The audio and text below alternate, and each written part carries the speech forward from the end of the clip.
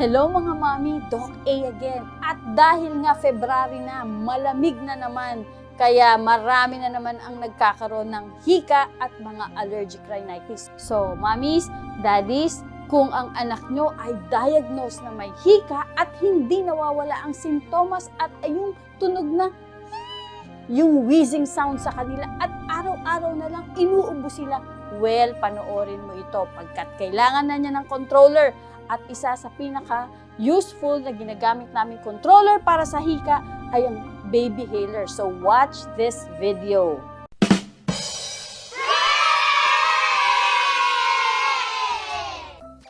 Ang channel na ito ay ginawa para magbigay ng dagdag kaalaman ukol sa kalusugan ng mga bata. Hindi po ito ideal na plataforma para sa konsultasyon, lalo na po sa mga kalagayan na nangangailangan agarang lunas. Upang magpa-check up, makipag-appointment po lamang sa doktor sa inyong lugar.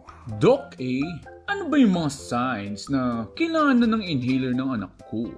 Mami, makinig ka. Kung ang anak mo ay diagnosed na may hika, number 1, pagkatapos siya ay more than 2 years old na at persistent pa rin ang wheezing sound.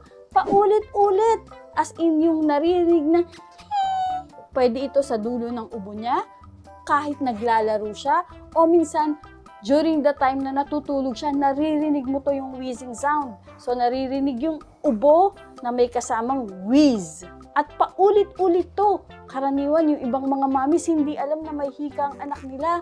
Pero ito nga, yung mga bata na halos 1 buwan na, hindi pa rin nawawalan ng plema at hindi pa rin nawawalan ng ubo. So, mag-isip na tayo, baka ang anak ko ay may hika na pala. Babalikan natin at ano yung profile ng mga bata na meron ng tinatawag na moderate or persistent asthma na kailangan na pong mag-inhaler or mag-maintenance medication para makontrol ang hika nila. Una, above 2 years old siya. Pangalawa, yung ubo niya more than a month na paulit-ulit na may kasamang wheezing. Pwede itong mangyari sa umaga, lalo na kung sila'y napagod or nagtatakbo. At pwede rin sa gabi kung halimbawa, meron silang mga viral infections or allergies. So, sintomas sa umaga, sintomas sa gabi na nangyayari halos everyday. Minimum of twice a week ang kanyang atake ng ganitong mga sintomas. Pagkatapos, mapapansin mo, yung kanyang tulog sa gabi, naiistorbo na. At yung kanyang activity sa araw, hindi na rin magawa dahil meron na rin minsan kasamang hingal. So, tandaan mo, mami, 2 years old, 1 month cough, at least twice a week na sintomas, at hindi na nagre-respond sa usual salbutamol nebulization, at isa pa, naiistorbo na ang tulog at lahat ng mga aktibidades niya. So, yan ay mga sintomas na ang kanyang hika ay nagiging moderate or persistent na. At kailangan na niya mabigyan ng maintenance medication para yung hika niya ay makontrol. Maintenance medication? Ano yun, Doc A? Usually, sa mga may hika, meron kaming tinatawag na rescue doses. Ito yung mga ginagamit na pag hinihingal ang bata, binibigyan sila ng salbutamol. Pero kung halimbawa, wala na siyang hingal, pero inuubo pa rin siya at hindi nawawala ang ubo, dito pumapasok yung tinatawag na maintenance or controllers. Dito, ginagamit namin ang tinatawag na Baby Hailer. Ooh, Baby Hailer? Paano ba ang tamang paggamit niyan, Doc A? Okay, today I'm showing you 2 kinds of baby hailers. Ito, mas gusto natin sa mga infants. Kasi may mga infants na kailangan kaming bigyan ng mga inhalers or gamot para sa hika.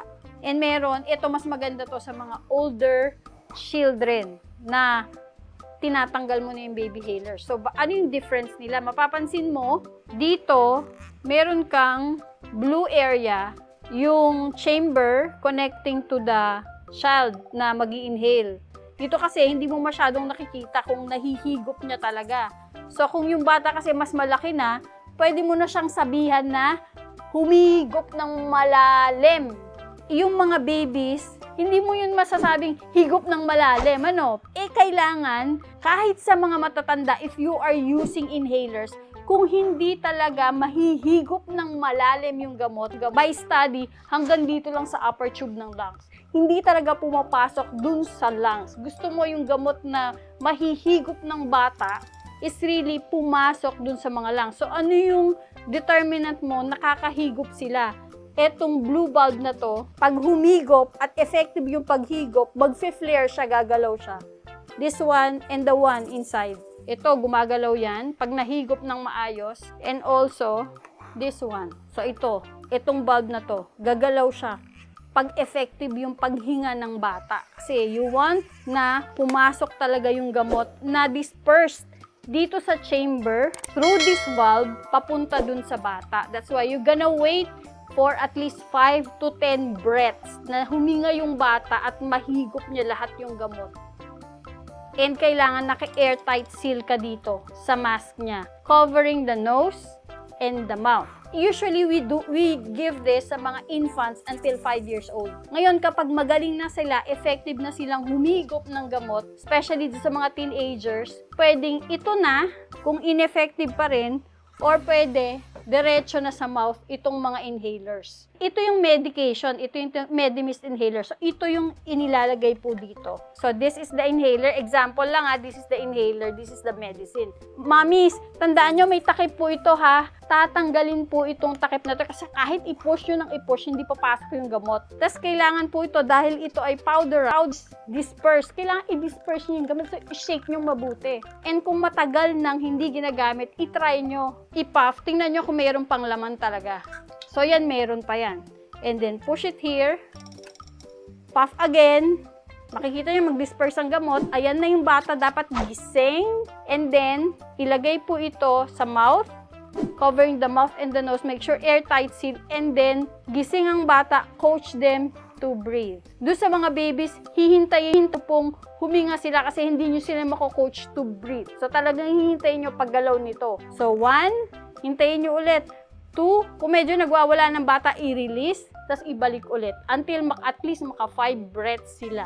Yun ang guide nyo po, etong valve na to, kung gumagalaw siya. So, pag hindi gumagalaw, tanggalin, i-reapply, make sure naka-airtight seal again kayo around the mouth ng bata, and then yung huminga ulit sila. So, wait for another 5 to 10 seconds. Doc, paano kung nadumihan ang baby healer? Paano ang tamang paglinis niyan?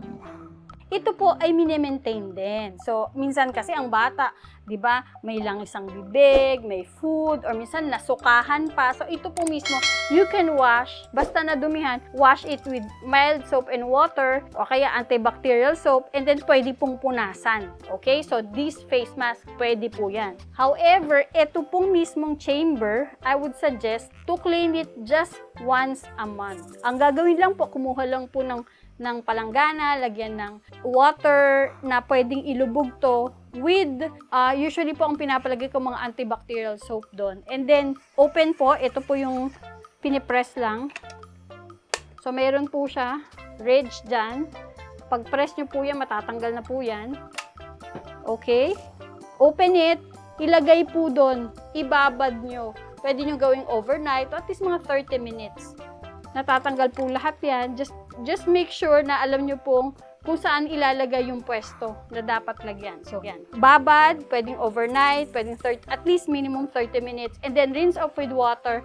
Tapos, lagay lang po sa ating draining area para matuyo siya. So, matuyo siya ng on its own. Hindi po ito kinukuskus yung loob. Kasi you want to maintain yung static surface para ho yung gamot wag masyadong dumikit doon and ma-maintain na pag in-spray nyo andun sa gitna, hindi po dumidikit dun sa sides yung gamot. So again, once a month cleaning only, use antibacterial soap and water, rinse off, wag pupunasan ng loob, ilalagay lang po sa drying area para tumulo at matuyo, and then pwede na po siyang gamitin ulit pag the next day. Matanong ko lang, Doc paano ba ang tamang dosage ng inhaler sa bata? Kung halimbawa, meron po kasi din mga 8 to 9 years old, hindi pa rin marunong gumamit ng mga spacers, so pwede pa rin silang gumamit ng inhaler. Pero importante po, number 1, alam nyo po, ang mga gadgets na to at gamot na ito ay hindi magiging epektibo kung hindi, 1, talagang binigyan kayo ng tamang instructions para gamitin to. Pangalawa, yung gamot po kasi, ina-adjust din po ang dosage. Depende sa edad, sa timbang, at sa classification ng hika ng bata. Depende sa kanyang need. Wala pong strictong dosage, so pwede maas, bumaba. Depende sa obserbasyon ng inyong pediatrician sa inyo. Kaya importante po yung close assessment ng inyong doktor during the time na binibigyan siya ng mga gamot na ito. Kung talagang umiepekto ba sa kanya? Kailangang taasan ng dose. O kaya naman, nagkakaroon na siya ng mga singaw-singaw, baka naman na-overdose na. Nasosobrahan kayo ng pitik dun sa gamot, mami. Kaya importante, sundin po ang reseta ng doktor. Tapos yan, minemaintain ho yan. Kung wala nang atake ang bata after 2 months, binababa na po ang doses unti-unti. Hindi ho pwedeng bigla kasi karaniwan sa mga pasyente ko na biglang tinatanggal ng mami dahil akala wala ng ubo, bumabalik ho ulit ang atake ng hika. Again, close follow up with your doctor para po sa maintenance ng mga gamot na ito.